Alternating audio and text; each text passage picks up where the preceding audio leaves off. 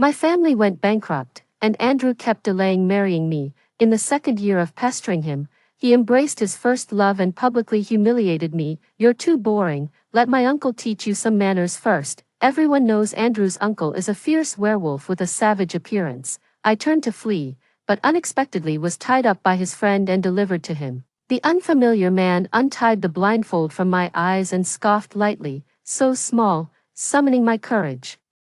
I pressed my face against his chest and said in a trembling voice, I'm not small anymore, uncle. In the middle of the night, upon receiving the news, Andrew hurriedly called over, Uncle, they were joking today and sent a woman to you, you didn't. The man held me close, his burning sweat dripping down. He said, on my bed, she's a real beauty. It was Andrew's birthday today, right after I got off work. I received his message asking me to meet up at Heaven Club in the evening. I tightened my grip on my phone and finally told him I would go. Back at the rental, I rummaged through the clothes in my wardrobe but couldn't find a single suitable outfit. After our family went bankrupt, my father had a stroke in a fit of anger. My mother, who used to be pampered by him, has now learned to wash clothes, cook, and take care of him. The burden of supporting the family and repaying debts fell on me. I sold all my designer bags, jewelry, and clothes, anything that could be sold. Andrew's birthday party was filled with young elites and socialites from high society, who are often the most snobbish. My former friends, seeing my family go bankrupt and burdened with massive debt, quickly distanced themselves from me, avoiding me like the plague. I sat on the bed and let out a heavy sigh. I can afford to rent an expensive gown now, but, forget it, let it be. I fell backward onto the bed, my thoughts in turmoil. In the blink of an eye, evening arrived. I changed into a decent dress and headed to Heaven Club. Inside the opulent and decadent private room, men and women clinked glasses and drank freely. Compared to their glamour, I appeared particularly plain. Taking a deep breath, I forced a smile and stepped inside. Andrew, seated in the center, spotted me and waved. People around him said, Oh, isn't this Lucy, not busy working to support your parents, but here to play with Andrew, ha ha ha, really plain. Don't tell me you don't even have a decent outfit now. Just say the word, and I could buy you 100 with just a fraction of my pocket money. TSK, don't put it that way. For people like us, soaked in piles of money and used to all those gaudy tights, isn't it nice to change the flavor for once? My expression unchanged. I walked over and sat down beside Andrew. I've heard this kind of talk countless times 2 years ago. Andrew gave me a disdainful look, shifted his butt slightly, and said, Why so shabby? I lowered my eyes. You know my family's situation, TSK, that bottomless pit of yours. His expression was filled with such disgust. It was nothing like the gentle affection he had shown me before. Suppressing the bitterness in my heart, I asked, When do you plan to marry me? Andrew and I had been engaged for 2 years. He pursued me with such madness, so sincere and passionate, that I was genuinely moved by his sincerity and agreed to be with him when my family went bankrupt. I had already anticipated that my former classmates and friends would distance themselves from me, but what I didn't expect was that even Andrew turned cold toward me. When I needed help the most, he merely made a casual phone call and offered a few perfunctory words. Andrew looked at me with amusement and sneered, How can a girl like you say such things? Aren't you ashamed? His cronies behind him chimed in, The Lewis family is bankrupt, she has to cling tightly to your golden thigh. Or who's going to pay for her paralyzed dad and useless mom? My eyes turned cold as I grabbed a glass of wine from the table and splashed it at them. Watch your mouth. I can tolerate any insults directed at me, but don't you dare say anything about my parents. James got splashed in the face and immediately jumped to his feet, pointing at me and yelling, Lucy, who the hell do you think you are? Believe me, I can have you fired in an instant and leave your whole family starving. He charged at me to hit me but was held back, while I was also pulled back to dodge. The scene became quite chaotic. As for Andrew, he sat there the whole time, completely unperturbed. Not a single word was spoken on my behalf. What are you doing? A woman's voice rang out, and Andrew's expression changed, his eyes lighting up with delight. I followed his gaze. A pure and beautiful woman in a white dress, fresh and elegant, entered through the door. Andrew hastily pushed through the chaotic crowd to approach her, his gaze even carrying a hint of caution. Lily, I didn't expect you to come. it's a bit noisy here. Shall we go somewhere else? She shook her head with a smile. I'm fine, let's not ruin everyone's fun. James spoke coldly. The real mistress is back. Lucy, you'd better pack up and get out now. As soon as he spoke, all eyes turned their way, including Lily. My gaze was firmly fixed on her face. She and I actually look quite similar. At this moment, I suddenly understood why Andrew had become a completely different person. He mistook me for Lily's substitute. I just found it ridiculous. My vision blurred with tears. I had considered countless possibilities, even guessed that Andrew had shifted his affections to someone else. The only reason I still clung to him was that I needed money, lots and lots of it. If I could marry him, I would get a share of the Collins family's wealth, but I never expected, never imagined.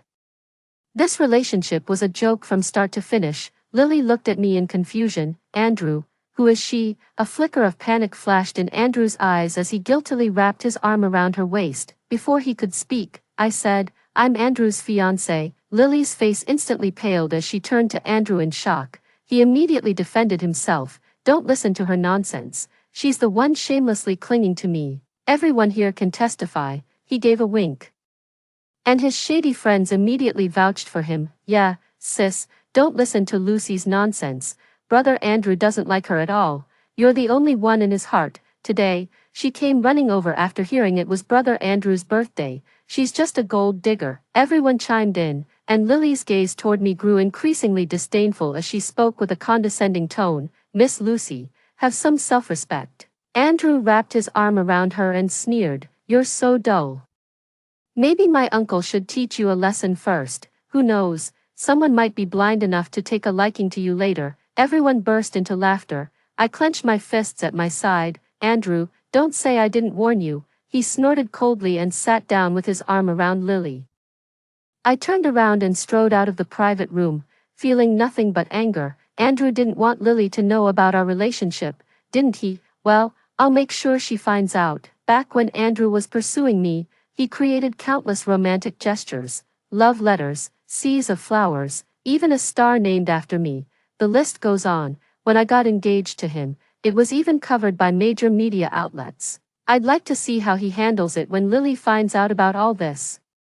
Just as I stepped out of Heaven Club and was about to hail a cab, someone suddenly covered my mouth and dragged me back. Ugh, you bitch, daring to splash me, watch how I finish you off. It was James. I struggled violently, but soon, I was tightly bound, afraid I might scream. They hastily taped my mouth shut and covered my head with a black bag. There was more than one person, blinded by darkness. Panic surged within me. Hurry up, hurry up. I just found out Chandler has a business dinner at the hotel tonight and hasn't returned yet. Are we really going to deliver her? I feel like Brother Joe was just saying it casually, especially since Chandler. Are you stupid? He's the one who said it. If something goes wrong, how can they blame us? We're just following orders. I think it's best to kill her. No one dares to throw a drink at me. I was shocked. They were going to send me to Chandler's bed.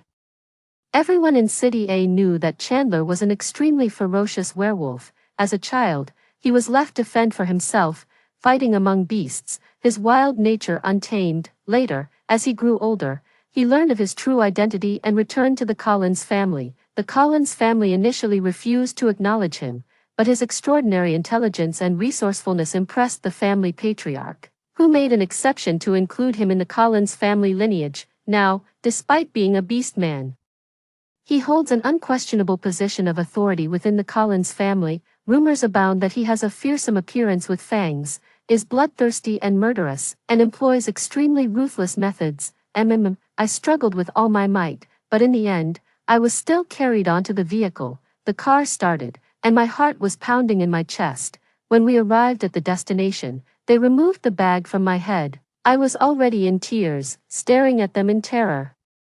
James chuckled darkly and patted my cheek, saying, Tisk, TSK, TSK, a beauty with tear-stained cheeks. Chandler will surely take good care of you. Then, he blindfolded me with a black cloth strip, had the others take me upstairs first. While he went to the front desk, he said he was sent by Andrew to deliver a gift to Chandler and successfully obtained Chandler's room key. No sooner had I been thrown onto the bed than the lookout said Chandler was coming back. James and the others hurriedly ran away. In the vast suite, only the thumping of my heartbeat could be heard. With my hands and feet tied, I lay on my side on the bed, trying to rub off the blindfold. Before long, the sound of the door opening echoed, followed by unhurried footsteps approaching. I struggled to prop myself up, shrinking into the corner of the bed. The footsteps paused for a moment at the door, and I heard a soft chuckle. Then, the steps grew closer. They stopped right beside me. Before I could shrink back, a large hand pressed down on my shoulder, hard, slightly cool.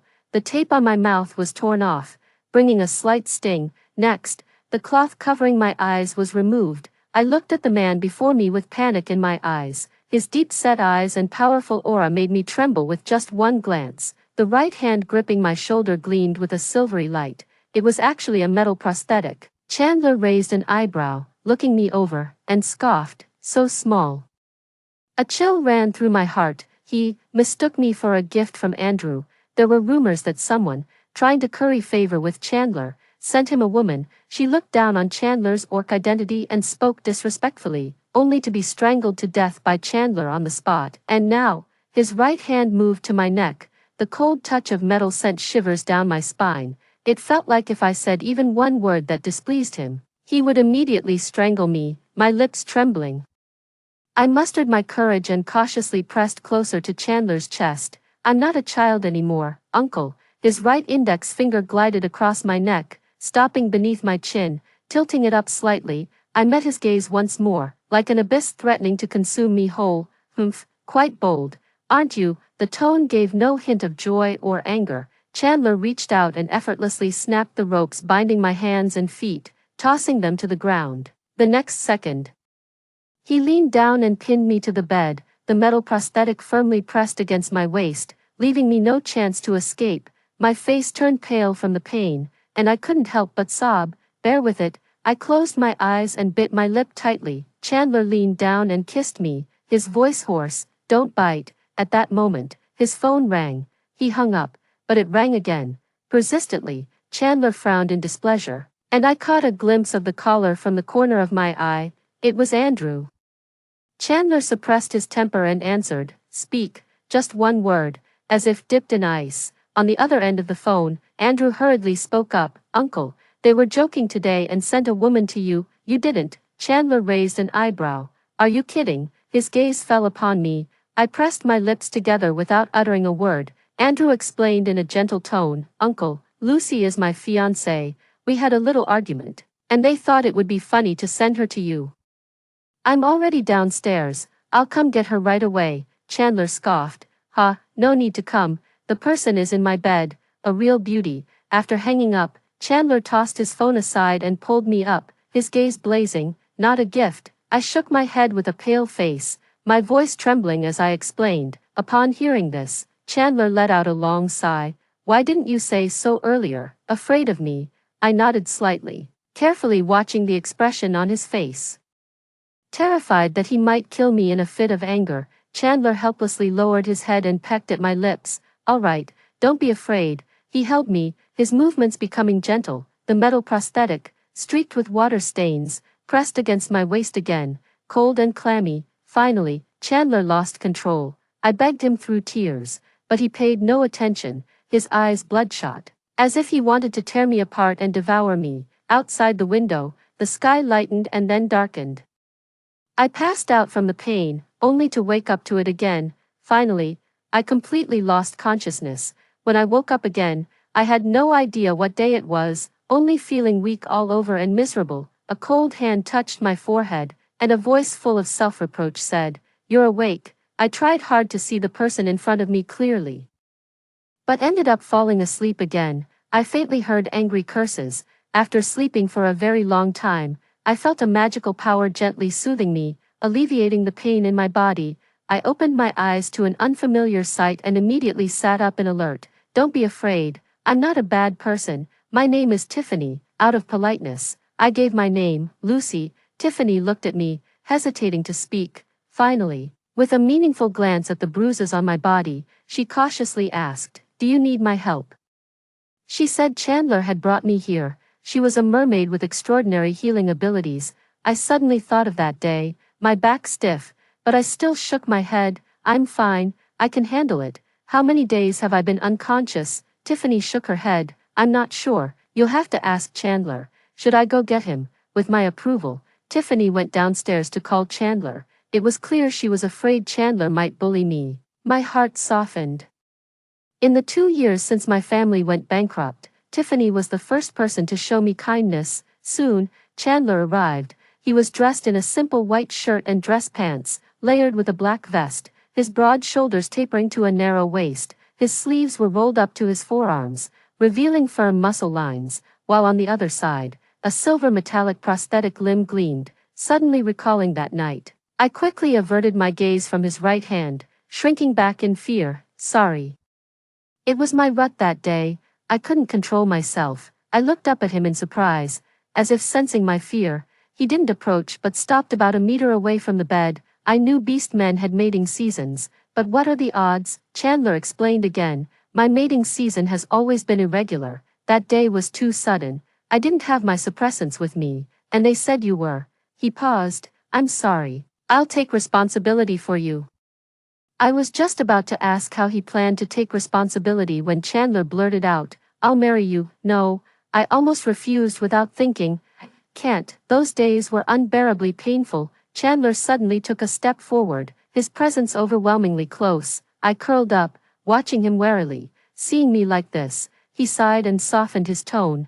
I've looked into it. You were engaged to Andrew, but he refused to marry you. Now that your family is bankrupt and drowning in debt, marrying me would allow me to help you repay it. Plus, you'd get your revenge on Andrew. 2 birds with 1 stone. It sounds very tempting, isn't he? Your nephew. Hearing this, Chandler curled his lips mockingly. Just a nephew, not a son. He coaxed persuasively. Marry me, and he'll have to respectfully call you aunt. Without your approval, he can't marry Lily. How about it? Isn't it a great deal? It does sound like a great deal. But, I glanced at Chandler hesitantly.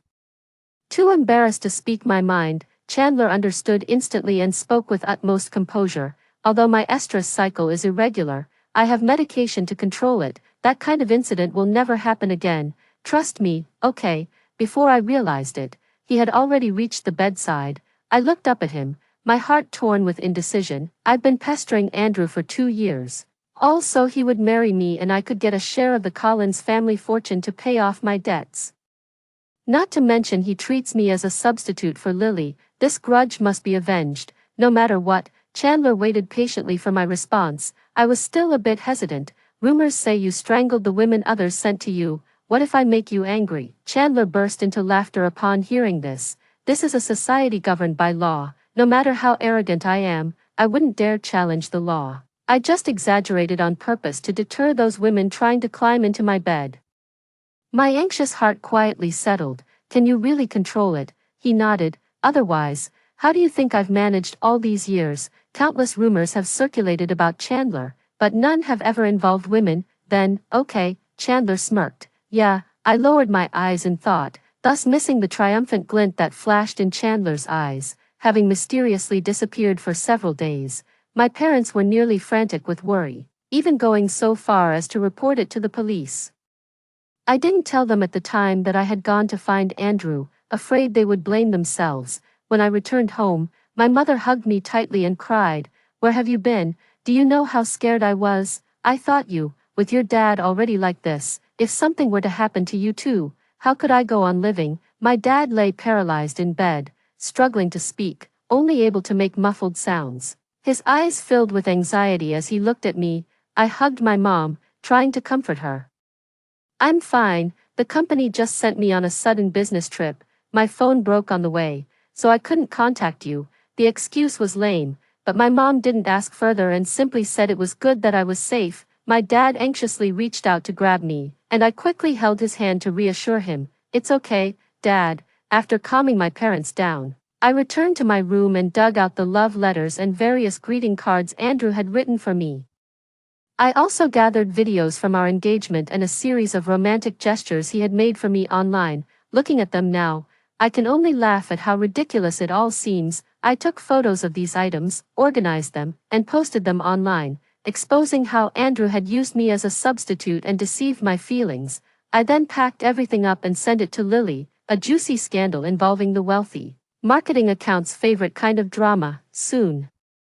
My video was reposted and spread by a major influencer account, and its popularity skyrocketed. Netizens mercilessly criticized Andrew. At the same time, the items I sent had also reached Lily. I didn't even need to ask around. Andrew's so-called friends had already called me, cursing me out while also telling me about Lily's situation after receiving those items, especially after seeing the video of Andrew and me getting engaged.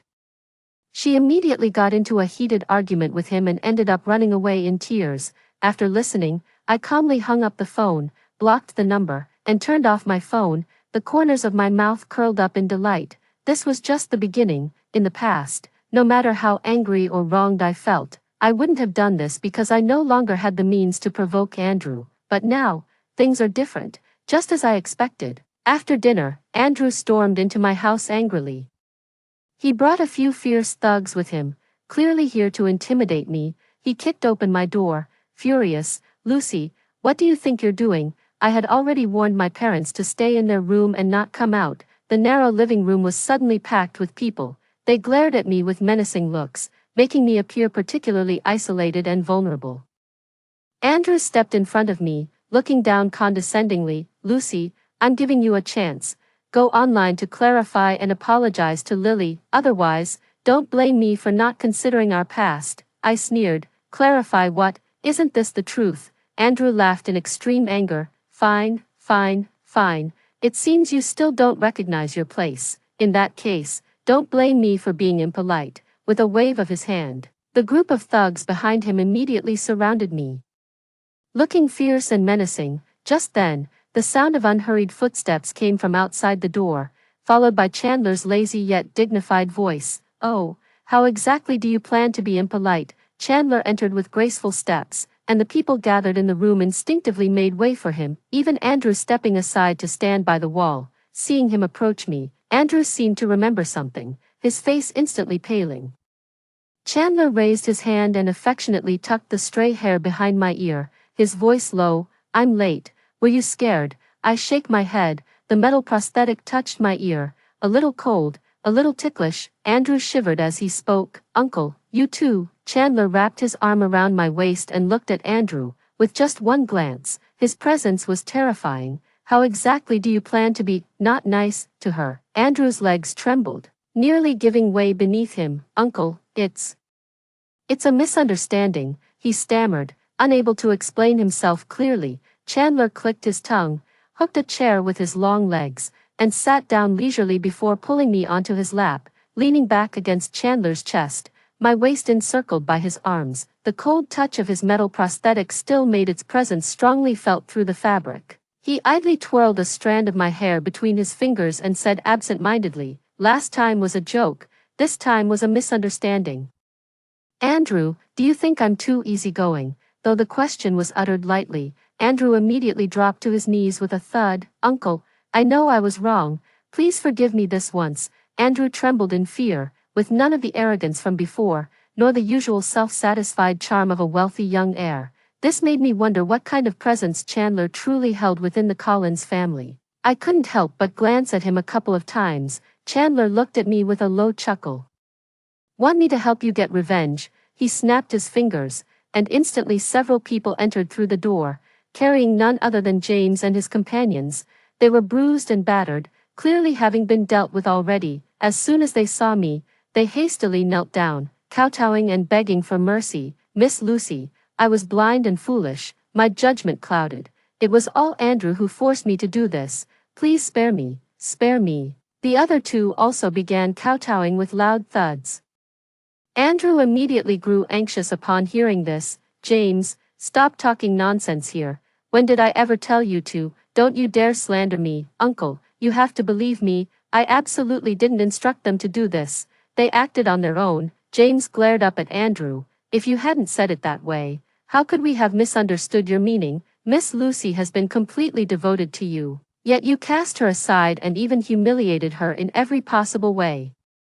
You're worse than a pig or a dog." Chandler clicked his tongue in displeasure, and the noisy pair instantly fell silent, trembling with fear. He turned to me. "How do you want to punish them?" I looked at James and the other two, curling my lips slightly. Call the police. Chandler burst out laughing. That's it. I looked at him somewhat blankly. What else, in a society governed by law? What else can you do besides calling the police to have them arrested? Chandler smiled cheerfully. All right.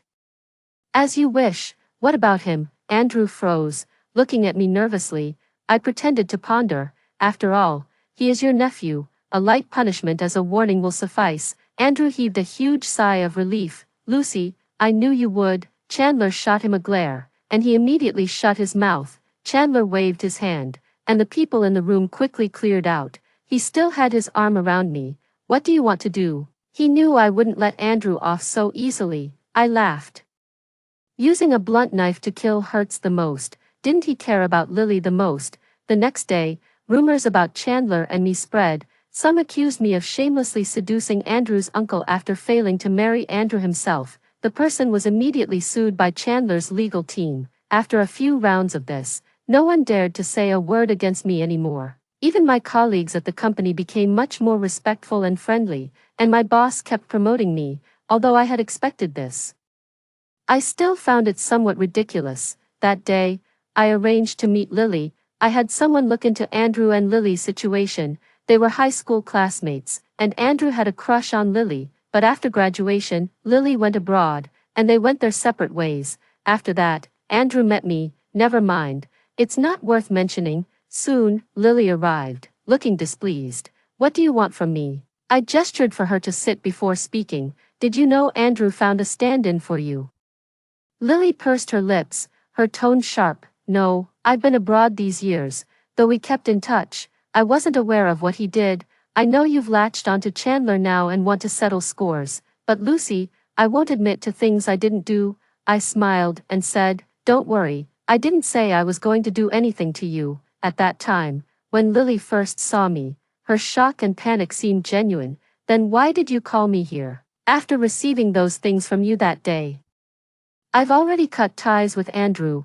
I looked at her and said, I just wanted to confirm something, that's all. Lily was kept in the dark just like me, and the most damnable one was Andrew. Lily, let's work together. Hearing this, Lily showed a look of astonishment. We stayed in the cafe for a long time until Chandler's car pulled up outside, honking to hurry us along. Only then did I see Lily out. After Lily left in a taxi, I got into Chandler's car, this morning.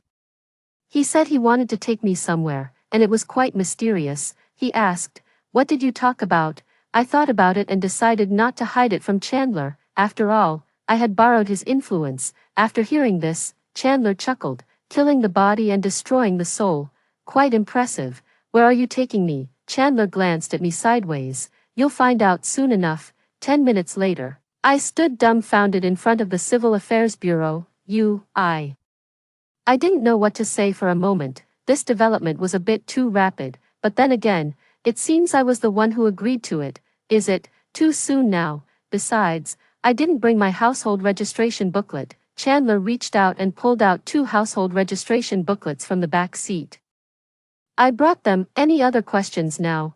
I pursed my lips and shook my head. Let's go then. Chandler got out of the car, then took my hand and led me into the Civil Affairs office. Throughout the entire marriage registration process, I felt somewhat uneasy, as if my mind hadn't quite caught up. It wasn't until the very end, when Chandler held both marriage certificates and drove me back, that it all sank in. In the car, I looked at the red booklet in my hand, belatedly realizing that something seemed off, but I couldn't quite put my finger on it. We're here. Snapping out of my thoughts, I turned to look out the window and realized this wasn't the way to my home. Where is this? My place. Now that we're married, of course we'll live together. I'll arrange for someone to take care of your parents as well. Chandler opened the car door and led me into the villa. I was still a bit dazed. As the door closed, Chandler suddenly turned around, pulled me into his embrace, and showered me with passionate kisses. His metal prosthetic arm held my waist tightly,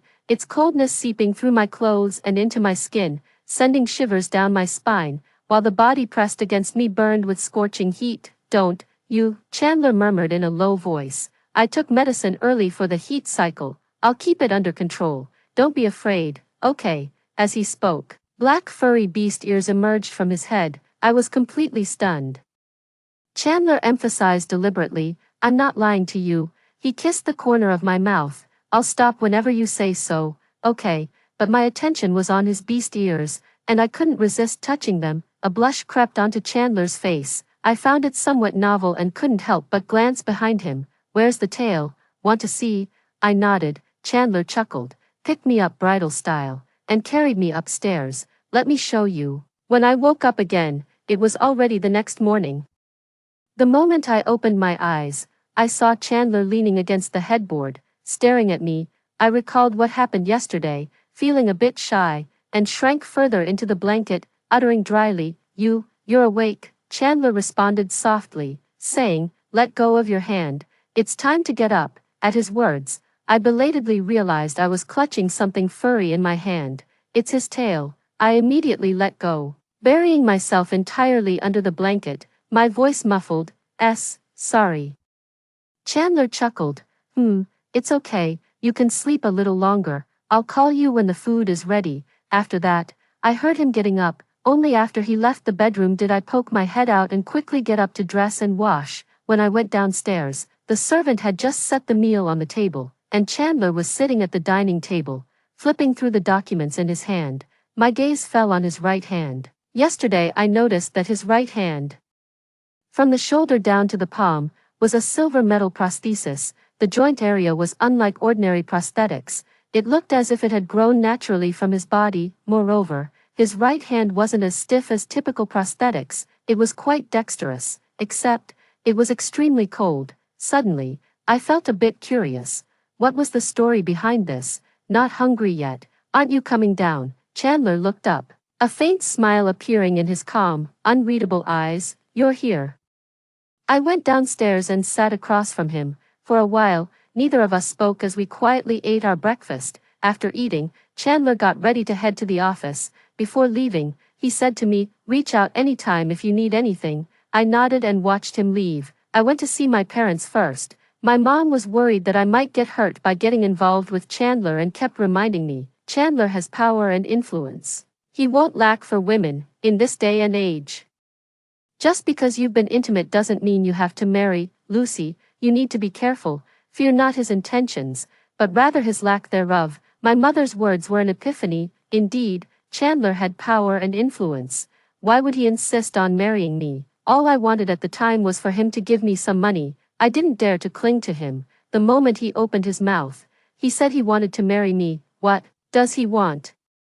It couldn't possibly be that he fell for me after just one night together. Filled with doubts, I went to the company. Now the leader has assigned me to a more leisurely position, and I'm quite content with it. I was browsing through the videos I posted last time. In the online world, people's memories are quickly washed away and replaced, and soon Andrew was forgotten. At the time, he was severely criticized, but in reality, it didn't cause him much harm. As for things like stand-ins, the upper-class circles are full of them, and everyone is used to it. It's just that his was exposed to the public, making a fool of himself. What I want is to nail him to the pillar of shame forever, with no chance of redemption. The next few days passed relatively peacefully, and there was no news from Lily. Chandler would pick me up from work every day, and we'd go home together. That day, I left work a bit late, and it was already dark when I stepped out of the office.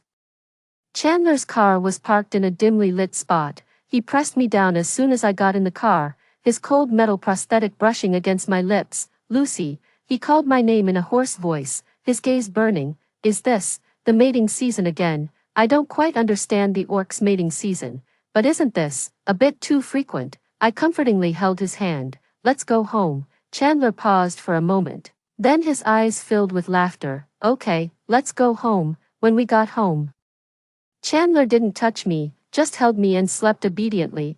I could feel his body burning hot, holding back.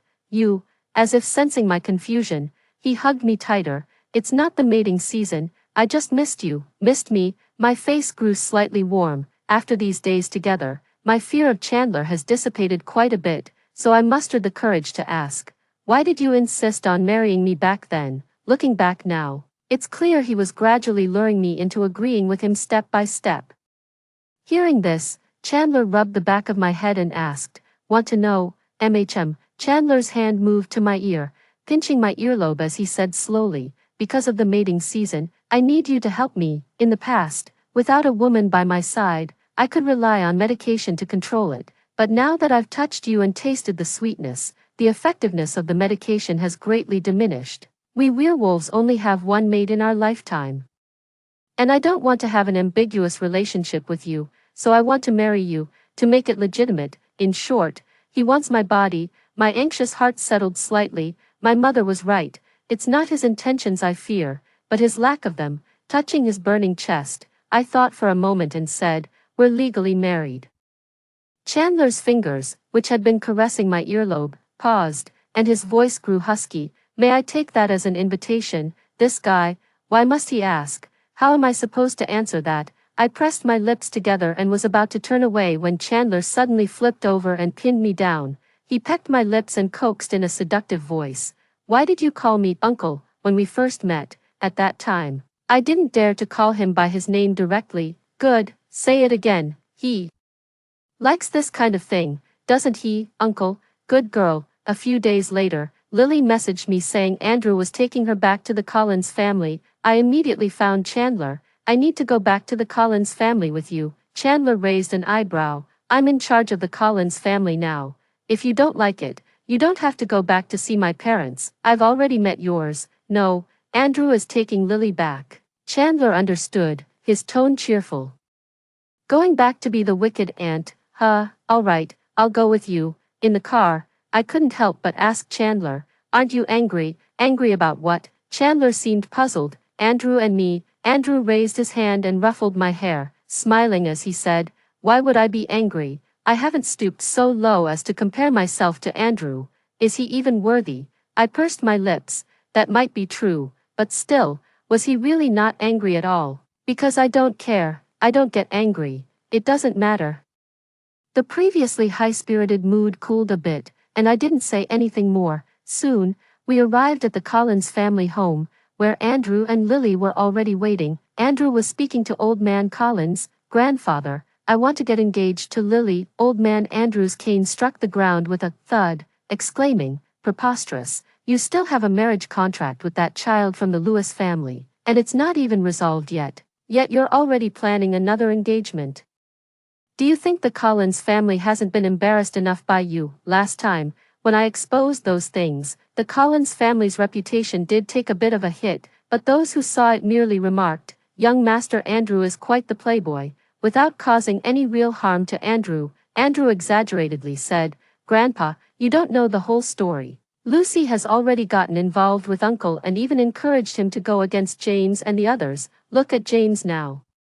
Barely alive in prison. If she acted improperly first, how can you blame me?" Chandler let out a humph, took my hand, and walked in. The moment he saw Chandler, Andrew's face instantly turned pale, and he shrank back toward Grandpa Collins. Old Man Collins looked at our clasped hands, his face darkening. "Chandler, what's going on?" Chandler spoke leisurely. "Your precious grandson sent his fiancée to my bed, so I married her. What's the problem?" "Preposterous."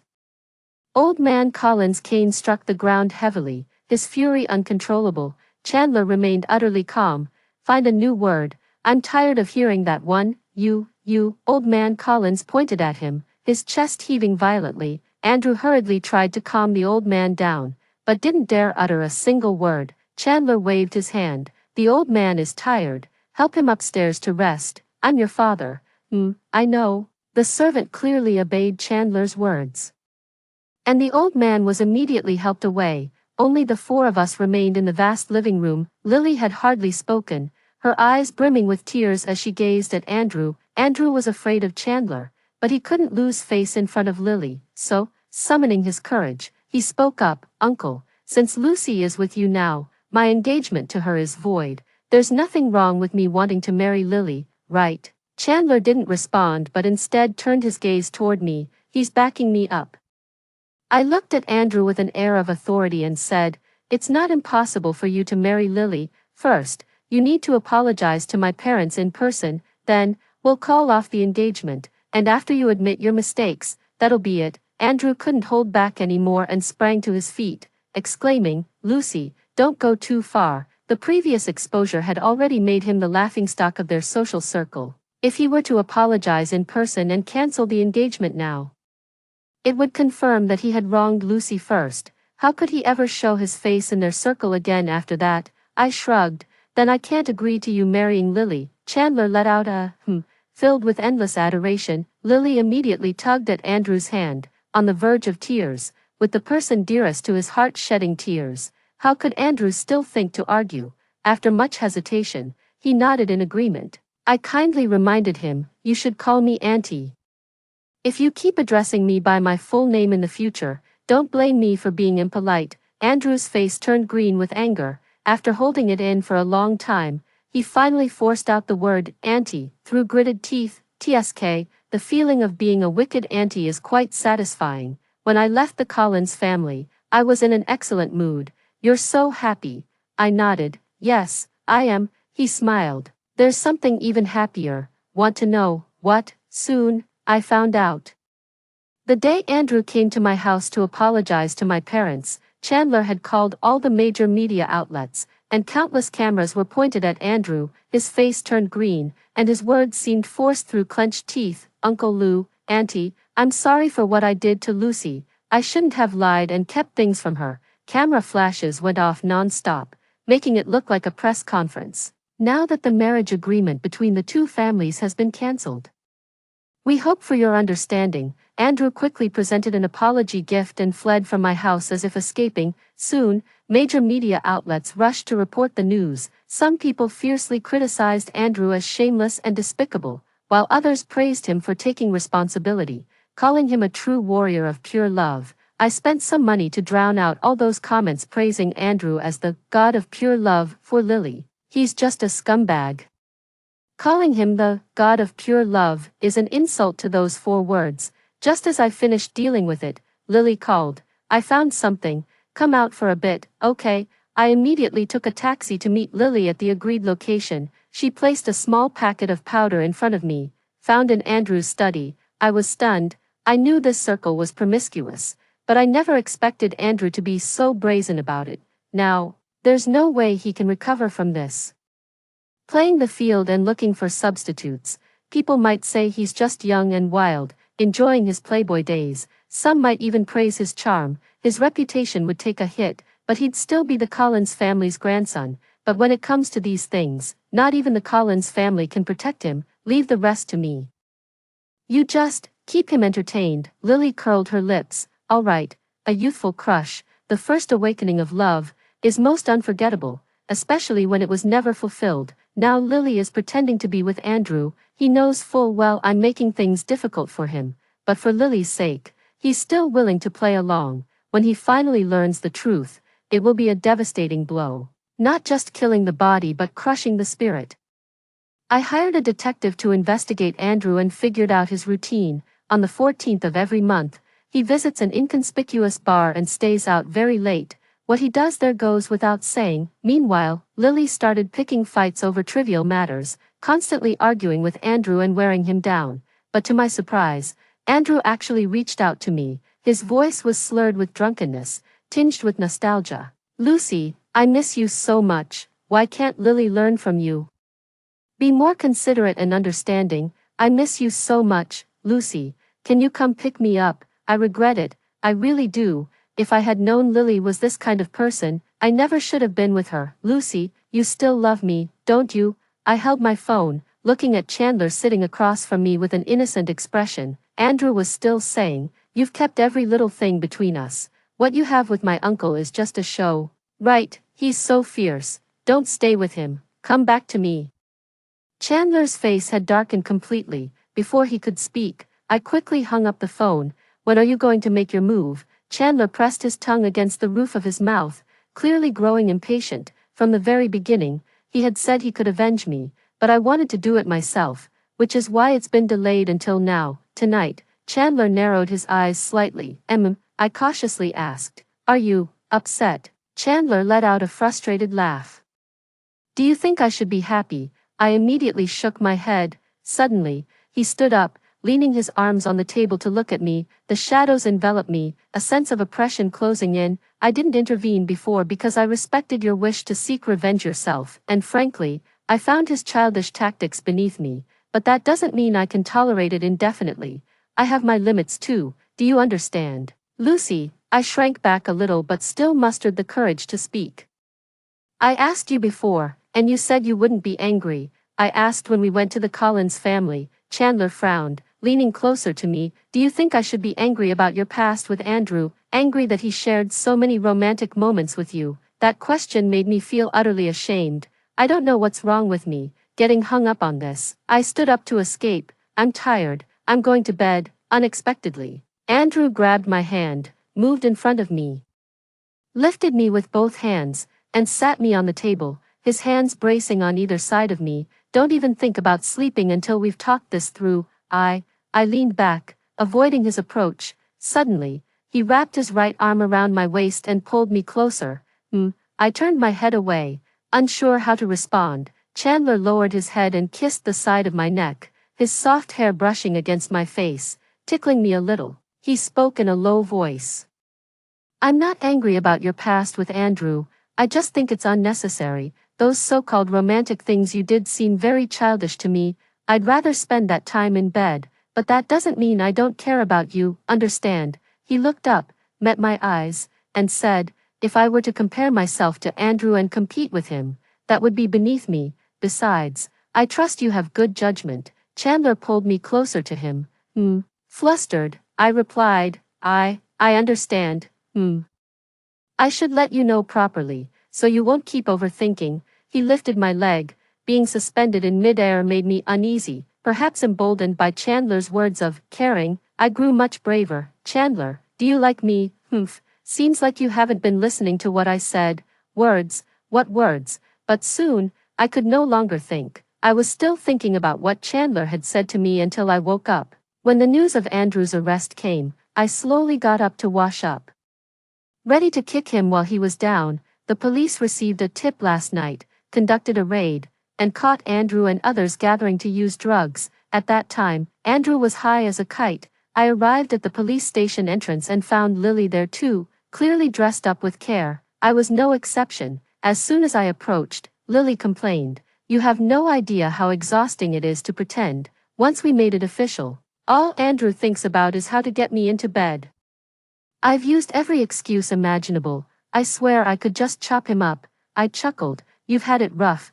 We walked in together. At this moment, Andrew was locked in the detention room, not yet undergoing interrogation. It was said that he had gotten high last night and wasn't in a good state. As soon as he saw Lily and me, Andrew's sluggish mind suddenly stirred, his eyes bloodshot. You, Lily struck first. Didn't expect this. Did you? We're in this together. I never liked you. Especially after finding out you got me a double. Please, I just went abroad. It's not like I died. If you really liked me, you could have come to find me. What's the point of finding a replacement? You have no idea how exhausting it's been pretending with you all this time. I almost felt sick to my stomach, remembering something. Lily's tone brightened with delight. And by the way, you really can't compare to what's abroad. She shook her head with a tisk, her face full of disdain.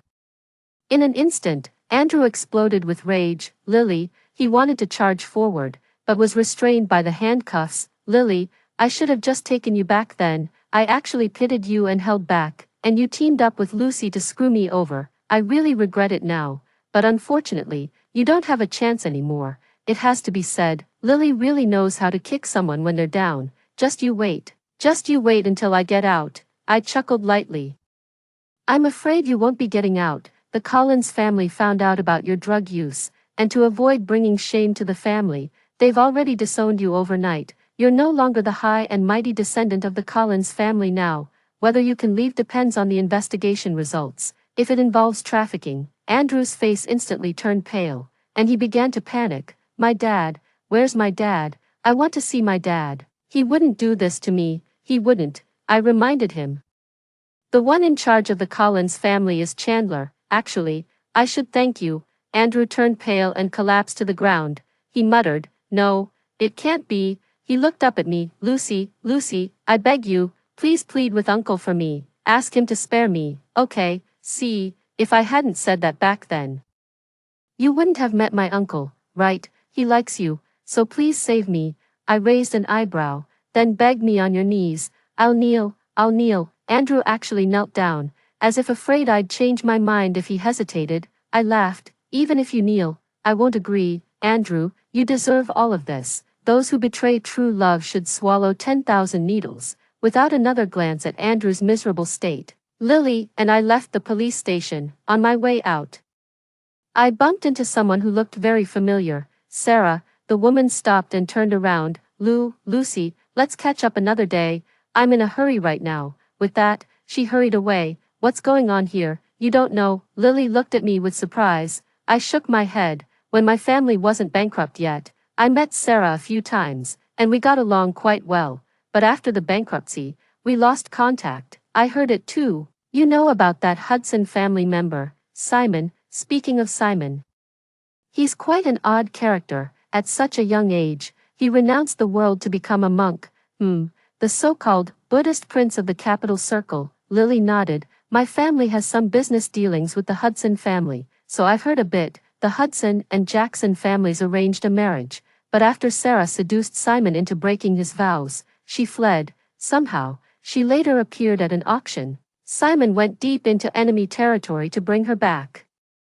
The organization was taken down a couple of days ago, and Sarah was rescued, but there's been no news of Simon since. She's been coming around these past couple of days asking about Simon. I nodded. Hope Simon's all right. After getting back, I kept an eye out for any news about Andrew. He was just using drugs, not involved in dealing, so after being detained for 10 days to half a month, they let him out. But the police followed this lead to uncover a criminal organization, took them down.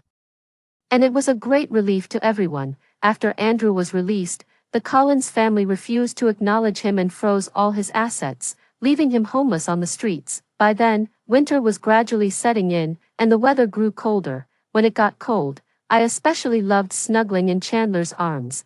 It was super warm. The fact that he sometimes shows his tail makes me love him even more. However, that metal prosthetic is truly freezing cold. I couldn't help but tap on his metal prosthetic.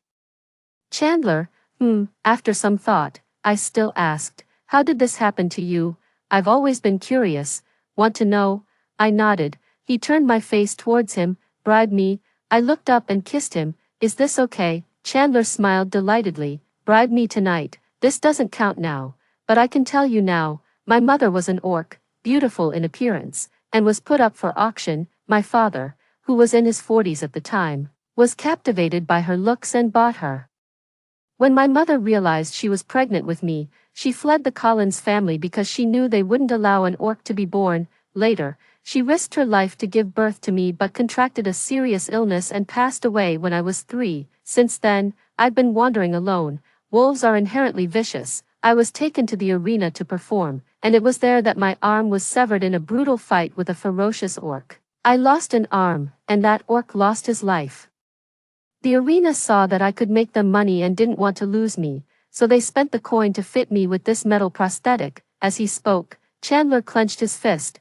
Works pretty well, actually. He looked down and noticed. Why the tears? I held him, leaning against his chest, offering silent comfort. Chandler stroked my hair and said, it's all in the past now. Back then, I met an orc named Charles in the Colosseum. We teamed up to plan an escape. But something went wrong at the last moment. To protect me, he chose to stay behind and cover our retreat. He was already physically impaired to begin with, and that cost him half his life. I already knew my identity when I came out, so I ran back to the Collins family and used the fastest means to make them acknowledge me. I had to go back and save Charles. And guess what happened? I looked up at him. What? Chandler smiled faintly. When he was on the verge of death, a girl bought him. Now he's doing quite well, and he even hypocritically calls her master. I also laughed along. It's good that he's fine, but I'm not. I looked up in surprise. Chandler caressed my face. Tonight, my heat cycle, just like the first time. It's been 3 months since the first time. I suddenly realized. So all those times you said you were in heat were lies. Chandler chuckled. Sorry, I was just too greedy. He kissed me, in the midst of my confusion.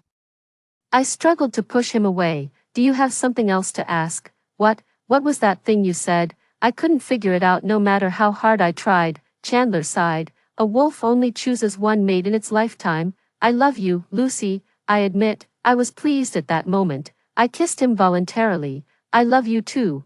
Immediately after, Chandler carried me to the bedroom. He said in a hoarse voice, I'll keep it under control. In the middle of the night, half asleep, I heard Chandler answer the phone. Huh, dead is dead. What? He hung up the phone and came over to hold me. Never mind, let's continue. Uncle, please let me go. This time, don't go looking for Tiffany again. How embarrassing. After hearing the story above, what are your thoughts? Feel free to share your opinions in the comments section. Looking forward to hearing from you. If you liked this story, don't forget to like it, share it, and subscribe to my channel. See you next time.